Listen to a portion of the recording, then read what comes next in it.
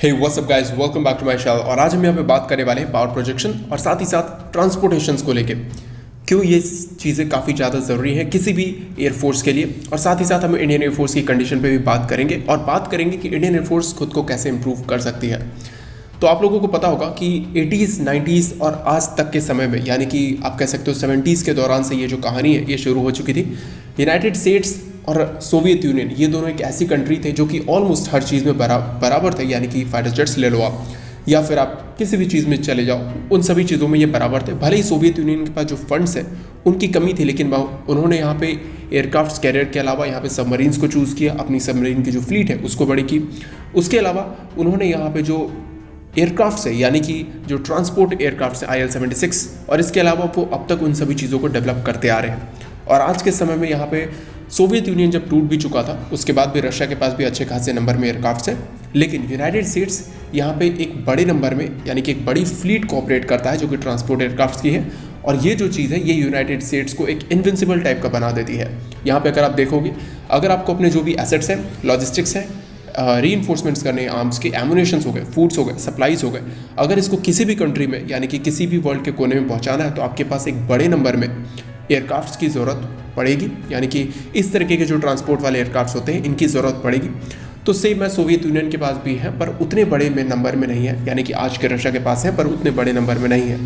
लेकिन इस चीज़ को यहाँ पे चाइना ने सीखा, यानी कि चाइना ने अपने कुछ एयरक्राफ्ट्स बनाए हैं, Y-20 एयरक्राफ्ट्स, जिसको चबी गर्ल के नाम से भी जाना जाता है, यानी कि उसका जो निकनेम है उसको चबी गर्ल बताया गया है। यहाँ पे चाइना ने इस एयरक्राफ्ट्स को चाइनीज़ एरोस्पेस में ही डिज़ाइन किया है, लेकिन यहाँ पे जो इंजन लगता है वो यहाँ पे रशिया से ही आता है। यानी कि IL-76 का जो इंजन है वो यहाँ रशिया से ही आता है। इसकी जो पेलोड कैपेसिटी है वो 55 टन्स के आसपास है और साथ ही साथ 7500 किलोमीटर्स की रेंज रखने में सक्षम है।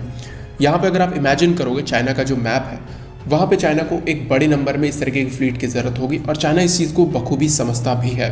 और चाइना ने इस चीज़ पे काम करना स्टार्ट किया और बहुत ही जल्द वो जो IL-76 के जो इंजन्स लगते हैं जिस पे मेंटेनेंस और बाकी सारी चीज़ों का इशू आता है, तो उन सभी इंजन्स को रिप्लेस करने के लिए वो इंडिजिनस इंजन पे काम कर रहे हैं और बहुत ही जल्द हो सकता है कि वो उस तरीके के जो इंजन्स है उसको बना भी लेंगे।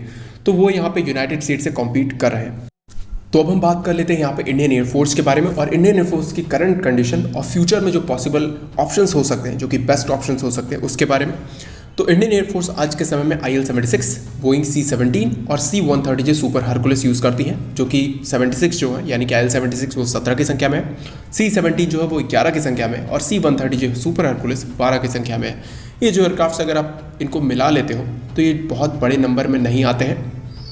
ये सिर्फ और सिर्फ 39 एयरक्राफ्ट्स है और यहाँ पे बाकी छोटी कंट्रीज़ भी है, जो यूरोपियन कंट्रीज़ हैं, वो यहाँ पे अपने इन्वेंट्री में करीबन 50 एयरक्राफ्ट्स रखे हुए हैं। जिस तरीके से आप लोगों को पता होगा कि कभी भी हमें जब पावर प्रोजेक्शन करना होता है सी में, तो यहाँ पे हम एयरक्राफ्ट कैरियर का यूज़ करते हैं, जहाँ पे हम ज़्यादा से ज़्यादा एयरक्राफ्ट्स ले जाते हैं, फाइटर जेट्स ले जाते हैं, जिससे कि एनिमी पे एक साइकोलॉजिकल प्रेशर बनता है।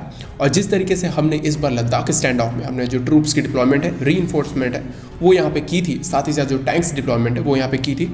तो यहाँ पे ये जो ट्रूप डिप्लॉयमेंट हुआ, तो यहाँ पे जो चाइना के ऊपर जो साइकोलॉजिकल प्रेशर बना है, इसकी वजह से भी यहाँ चाइना पीछे हटने पे मजबूर हुआ था। तो इस तरीके की जो एयरक्राफ्ट्स की रिक्वायरमेंट है अब आपको समझ में आ गई होगी। पावर प्रोजेक्शन, साथ ही साथ यहाँ पे डिजास्टर रिलीफ, और इसके अलावा यहाँ पे जो बाकी सारे काम है इंडियन एयरफोर्स को लेकर, यानी कि फूड सप्लाईज, बाकी चीज़ें जो जैसे होती हैं, यानी कि ट्रूप्स डिप्लॉयमेंट होगी, फूड सप्लाईज होगी, टैंक्स को डिप्लॉय करना होगा, हैवी व्हीकल्स को डिप्लॉय करना होगा, इन सभी चीज़ों में यहाँ पे बहुत ज़्यादा काम आते हैं। यहाँ पे जो IL-76 है वो यहाँ पे काफ़ी पुराने हो चुके हैं, यानी कि ऑलमोस्ट इन्होंने 20 से 25 साल से ऊपर की सर्विसिंग दे चुके हैं। लेकिन यहाँ पे एक ऑप्शन है कि हम इन्हें अपग्रेड करा सकते हैं और जो रीफर्बिशिंग है वो यहाँ पे करा सकते हैं। आज के करंट कंडीशन जो, क्योंकि आप लोगों को पता होगा ये अच्छे खासे भार को लेकर चलते हैं, यानी कि इस तरीके के जो एयरक्राफ्ट होते हैं वो काफ़ी हैवी वेट उठाते हैं और साथ ही साथ एक अच्छे खासे एल्टीट्यूड और एक अच्छे खासे स्पीड पे भी उड़ते हैं। तो ये IL-76 की पिक्चर्स है। जिस तरीके से आपको पता चल रहा होगा, इसके पेंट्स में, एयरफ्रेम्स में जो प्रॉब्लम्स आ रही हैं आज के समय में, वो इन फ्यूचर भी देखने को मिलेंगी, लेकिन इसको हम रिफर्बिश करा के यूज़ कर सकते हैं 20 से 25 साल और इसके अलावा अमेरिकन जो प्लेटफॉर्म्स है, यानी कि जो कि सुपर गैलेक्सी है, वो काफ़ी एक्सपेंसिव है और उतने बड़े एयरक्राफ्ट की हमें आज के समय में ज़रूरत नहीं है।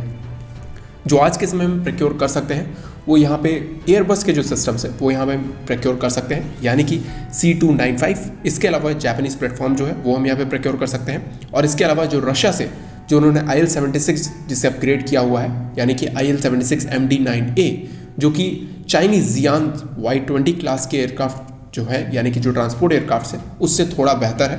इस तरीके के जो एयरक्राफ्ट हम उन्हें प्रोक्योर कर सकते हैं, यानी कि करीबन 15 से 20 की संख्या में और एयरक्राफ्ट ले सकते हैं कुछ समय के लिए। लेकिन इस टाइम पीरियड के दौरान, यानी कि आप लोगों को पता होगा कि आत्मनिर्भर भारत भी चल रहा है अभियान, यहाँ पे हमें अपना प्रोजेक्ट लॉन्च करने की ज़रूरत है।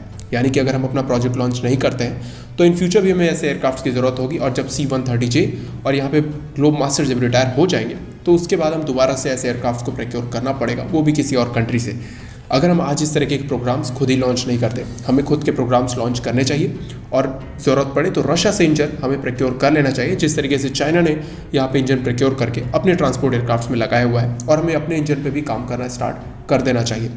तो इससे बेटर ऑप्शन और कुछ भी नहीं हो सकता इंडियन एयरफोर्स के लिए। और आपको क्या लगता है इन सारी चीज़ों के बारे में कमेंट करके ज़रूर बताएं। आज के वीडियो के लिए इतना ही। जय हिंद।